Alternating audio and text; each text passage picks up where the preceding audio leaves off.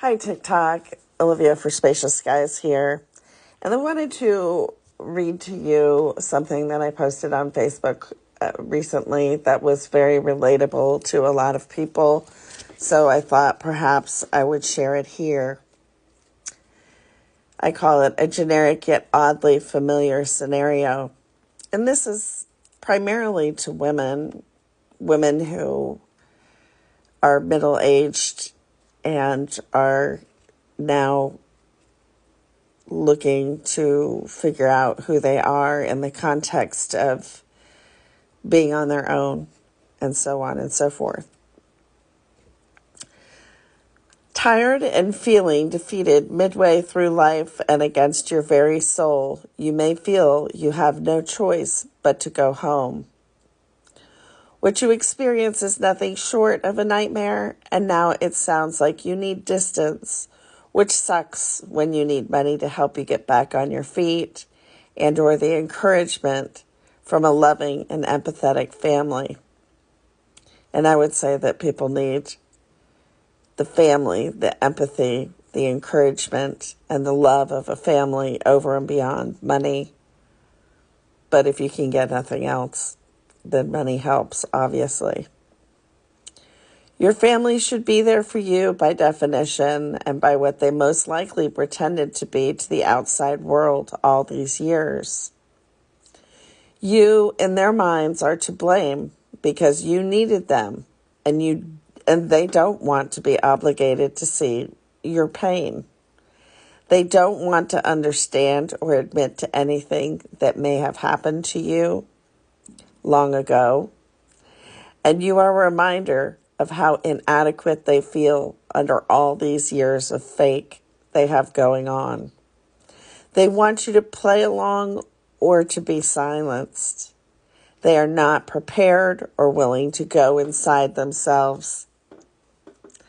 They trigger you, then accuse you of abusing them, which is also called reactive abuse. Again, they are too emotionally immature to accept responsibility for anything. You are between a rock and a hard place. They paint you out to be someone you are not, have never been, and never will be. They gang up on you when you need them the most. They need you to be this person to justify their treatment of you and to rid them of their guilt.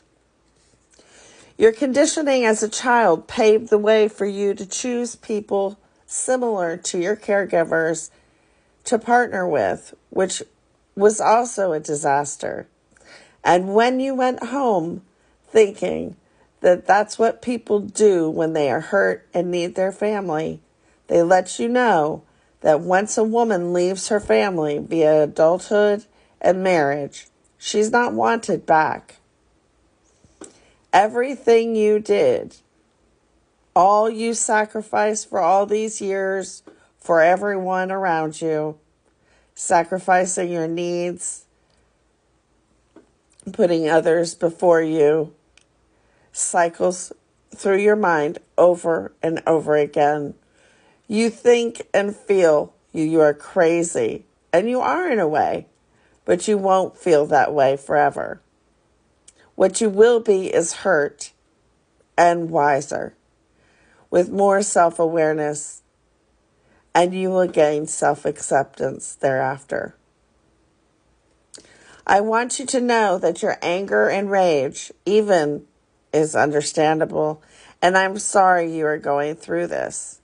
This is not acceptable behavior or how things are supposed to be, and there's nothing wrong with you, because you did not and do not thrive around toxic people or toxic environments.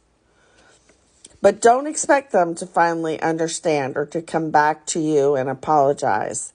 That is perhaps the hardest part to accept. You will need to have faith in yourself and what you know about yourself.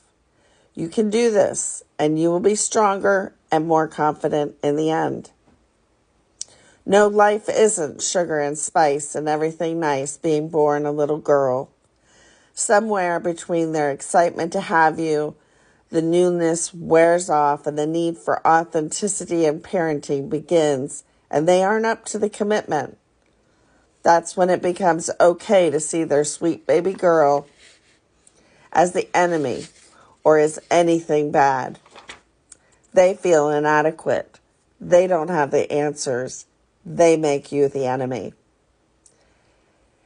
If you don't want to stay in a relationship, for instance, then it must mean that you're a whore. You must only leave if there's another man. You can't choose to leave because the relationship is not good for you. You will be punished for rejecting a man or not being able to find a man to take care of you. If you are successful in work, it's because of a man. He gave you what you have. You didn't earn it except by giving him what he wanted. And when you stopped, you deserve to be punished to the fullest extent.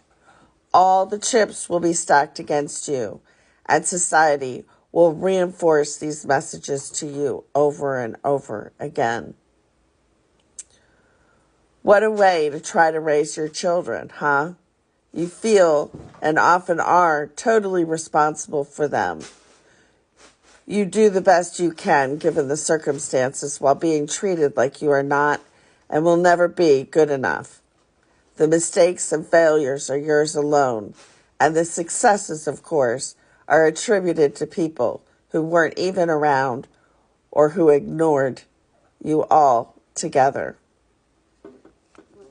I know that seems like a very negative message, and in some ways it really is, but it's also something that should give you some strength in knowing that you're not alone in feeling this, that our society is set up in such a way that we alienate women, that we expect women to do everything on their own and not ask for help. And if they do, well, then they're welfare moms and they're losers. If they want out of a relationship, whether it be a situation of domestic violence or not, we look at the woman and we say something's wrong with her, or she must be having an affair. She can't just make a decision based on her needs alone. It has to be because of something else. And what I want you to understand is, again, that you're not alone. Number two, that society and families and their treatment of women is toxic. It's because they fear the power that we have. They fear the fact that we are able oftentimes to do a lot of things on our own, although it's not good for us and it can hurt us ultimately.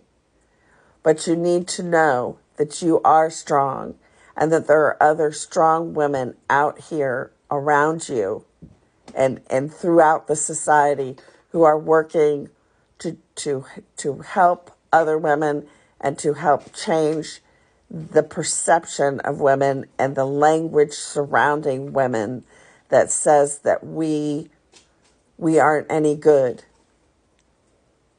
They pit us or pit us against each other, women against women. They pit men against women before we're even born by saying basically that one is better than the other, one is stronger than the other, one is weaker than the other. And that needs to stop. And I just wanted you to have this message today because it is a message of strength in that you have been heard, you have been seen, and that we are seeking to better support each other as women and as humans overall in this society, even when it doesn't feel that way.